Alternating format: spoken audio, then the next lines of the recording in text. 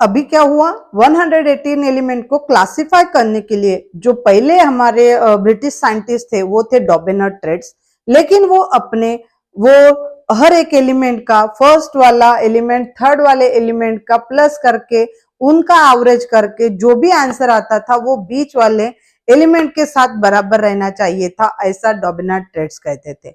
But उनकी ये जो भविष्यवाणी थी आगे जाके क्या हो गई, अनसक्सेसफुल हो गई। मतलब वो अपने 118 एलिमेंट को क्लासिफाई नहीं कर पाए। ठीक है, यहां तक मैंने आपको डॉबेनर-ट्रेड्स के बारे में बताया था। तो सेकंड साइंटिस्ट थे जो कि थे आपके न्यूलैंड्स। कौन थे? न्यूलैंड्स। अभी देखो, न्यूलैंड्स ने आए, उन्होंने भी क्या बोला, मैंने आपको प्रीवियस वीडियो में यही बोला था। अगर आपने मेरा प्रीवियस वीडियो नहीं देखा होगा तो please Megha Varade academy YouTube पे जाओ, टाइप करो तो आपका पीरियोडिक क्लासिफिकेशन ये वाले लेसन का फर्स्ट जो बेसिक कंसेप्ट वीडियो है वो देखना बहुत जरूरी है। तो मैंने वो सब सारी चीजें बताई कि एटॉमिक नंबर क्या होता है, एटॉमिक मास नंबर का एटॉमिक मास क्या होता है, ईच एंड एवरीथिंग मैंने जो भी छोटी छोटी चीजें वो पूरा बेसिक इसमें फर्स्ट वीडियो में मैंने बताई हूँ। ओके, अभी सेकंड जो ब्रिटिश आए थे उन्होंने क्या बोला, उन्होंने चॉइस किया, उन्होंने 118 एलिमेंट को क्लासिफाई करने के लिए उन्होंने एटॉमिक मास का सहारा लिया। किसका सहारा लिया? एटॉमिक मास का। देखो, मैंने बोला एलिमेंट को क्लासिफाई करने के लिए दो चीजों को हमको लेना पड़ेगा, एक रहेंगी एटॉमिक मास और दूसरा रहेगा एटॉमिक नंबर। बट जो हमारे पहले साइंटिस्ट थे उन्होंने भी एलिमेंट को क्लासिफाई करने के लिए किसका सहारा लिया, किसका सपोर्ट लिया? एटॉमिक मास का। फिर सेकंड साइंटिस्ट कौन आए? हमारे न्यूलैंड। देखो, कभी आया राइट और शॉर्ट नोट्स आए तो लिखने के लिए मैं आपको बहुत इजी वे में बता रही हूँ कि न्यूलैंड ऑक्टेव्स आए थे। उन्होंने क्या किया कि पहले जो आए तो उन्होंने एलिमेंट को क्लासिफाई करने के लिए एटॉमिक मास का सहारा लिया। मतलब एटॉमिक मास के जरिए उन्होंने क्या किया, एलिमेंट को क्लासिफाई किया।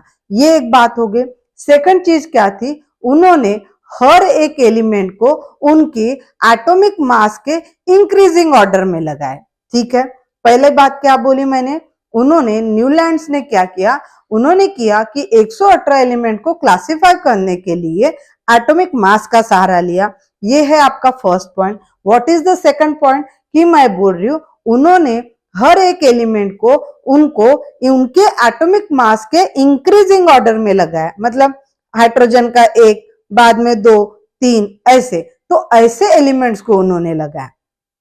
ठीक है, तीसरी चीज क्या थी, उनका मेन पर्पस क्या था? देखो, अभी डॉबेनर-ट्रेड्स आए थे, उन्होंने क्या बोला कि मैं ऐसे हर एक डब्बे में 3 एलिमेंट्स लूंगा और वो 3 एलिमेंट का पहले और तीसरे एलिमेंट का सम करूंगा, उसका एवरेज निकालूंगा। एवरेज मतलब डिवाइडेड बाय 2, जो भी आंसर आएगा वो बीच वाले नंबर के एटॉमिक मास के बराबर रहेगा।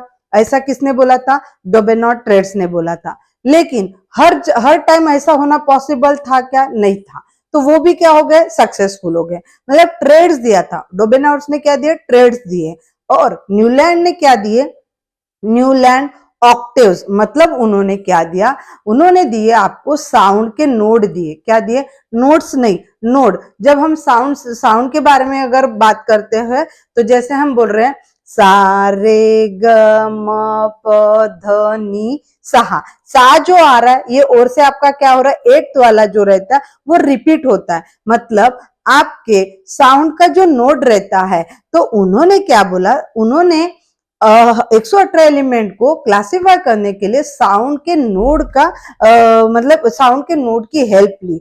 तो उन्होंने क्या बोला कि सा रे गा मा पा धा नी, 8वां एलिमेंट जो आएगा तो पहले वाले एलिमेंट की पूरी फिजिकल प्रॉपर्टी, केमिकल प्रॉपर्टीज, मतलब उनका बॉइलिंग पॉइंट, मेल्टिंग पॉइंट, ये 8वें एलिमेंट के, क्यों?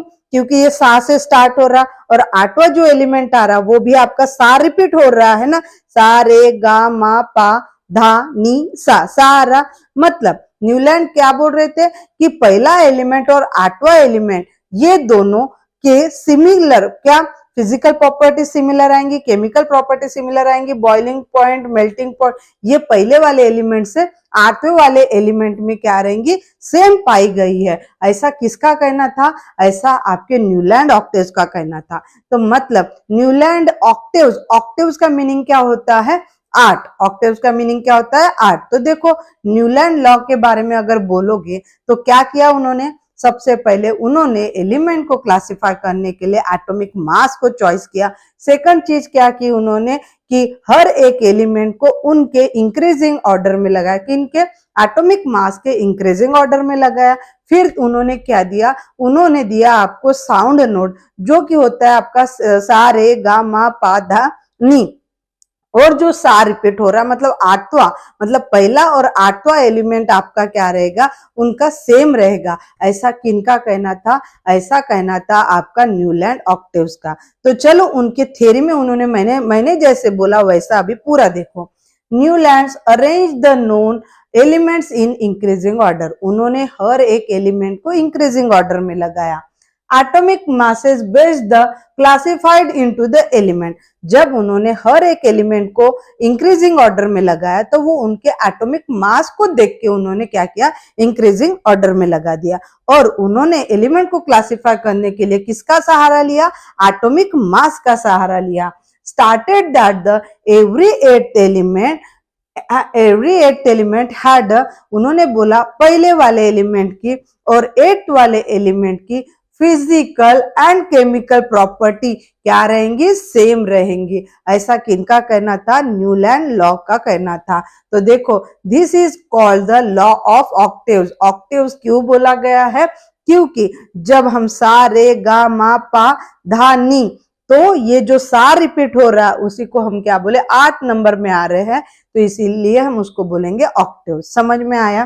तो ये देखो म्यूजिकल नोट क्या है हमारे, सा रे गा मा पा धा नी, अभी सा और रिपीट होगा तो हेलियम और यहाँ पे है एच, पहला एलिमेंट और 8वें एलिमेंट की फिजिकल केमिकल प्रॉपर्टी क्या रहेंगी, सेम रहेंगी। और ये इनका जो पूरा लगा है, ऐसे जो पूरे एलिमेंट्स को क्लासिफाई किया है उन्होंने इंक्रीजिंग ऑर्डर में लगाया, और एलिमेंट को क्लासिफाई करने के लिए उन्होंने एटॉमिक बेस का सहारा लिया है। समझ में आया। यहाँ पे बाद में देखो, यहाँ पे उन्होंने बोला है सोडियम मतलब Na is the 8th element from the lithium. देखो अगर मैं पहला ये है तो देखो पहला 1 2 3 4 5 6 7 आ गया तो 8, मतलब यहाँ पे H की फिजिकल और केमिकल प्रॉपर्टी किसके साथ सेम आएंगी, F के साथ आएंगी। बाद में देखो लिथियम Li मतलब लिथियम 1 2 3 4 5 6 7 8 नंबर, मतलब लिथियम के नीचे जो सोडियम है उसकी फिजिकल और केमिकल प्रॉपर्टी क्या आएंगी, सेम आएंगी। ये ऐसा किसका कहना था, ऐसा न्यूलैंड ऑक्टेव्स का कहना था। और उन्होंने ये एक और चीज बोली थी कि सिर्फ एक डब्बे में एक ही एलिमेंट आएगा, ऐसा न्यूलैंड ऑक्टेव्स का कहना था। ठीक है, फिर उनका क्या हुआ, आगे चल के उन्होंने क्या देखा कि यहाँ पे हर एक डब्बे में उन्होंने बोला कि एक एलिमेंट में, एक ही डब्बे में एक ही एलिमेंट आएगा, बट क्या हो रहा था, फिर ऐसा हो रहा था पहले एलिमेंट और 8वें एलिमेंट में जो दो एलिमेंट आ रहे थे उनकी भी केमिकल और फिजिकल प्रॉपर्टी क्या हो रही थी, सेम हो रही थी, है ना। तो यहाँ पे देखो उन्होंने जगह भी छोड़ी, और यहाँ पे देखो यहाँ पे एक एलिमेंट है तो यहाँ पे भी एक ही एलिमेंट चाहिए था ना, नहीं, मतलब यहाँ पे कितने एलिमेंट आए आपके, दो एलिमेंट आ रहे थे। मतलब वो अपने 118 एलिमेंट को क्लासिफाई करने के लिए क्या हो रहे थे, अनसक्सेसफुल हो रहे थे। मतलब वहां पे उनकी बात जम रही थी क्या, नहीं जम रही थी। तो यहाँ पे उन्होंने उनका जो कंसेप्ट था कि उनको साउंड सिस्टम को लेके जो उन्होंने 118 एलिमेंट को डिवाइड करने का सोचा था, वहां पे वो क्या हो गए, फ्लॉप हो गए, मतलब वो अनसक्सेसफुल हो गए हैं। इसलिए न्यूलैंड लॉ ऑक्टेव्स ने सिर्फ और सिर्फ 56 एलिमेंट को क्लासिफाई करे। तो ये था टोटल आपका न्यूलैंड लॉ ऑफ ऑक्टेव्स का, मतलब उनका जो थ्योरी था। अभी इसके मेरिट्स भी आते और डीमेरिट्स भी आते, तो चलो स्टार्ट करते। What is the merit of Newland law of octaves, 2 mark के लिए आता है। तो क्या मेरिट्स है मैं और से बता रही हूँ। सबसे पहले उन्होंने 118 एलिमेंट को क्लासिफाई करने के लिए किसका सहारा लिया?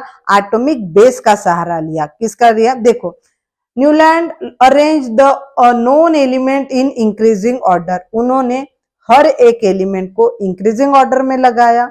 फिर 118 एलिमेंट को क्लासिफाई करने के लिए उन्होंने एटॉमिक मास का सहारा लिया।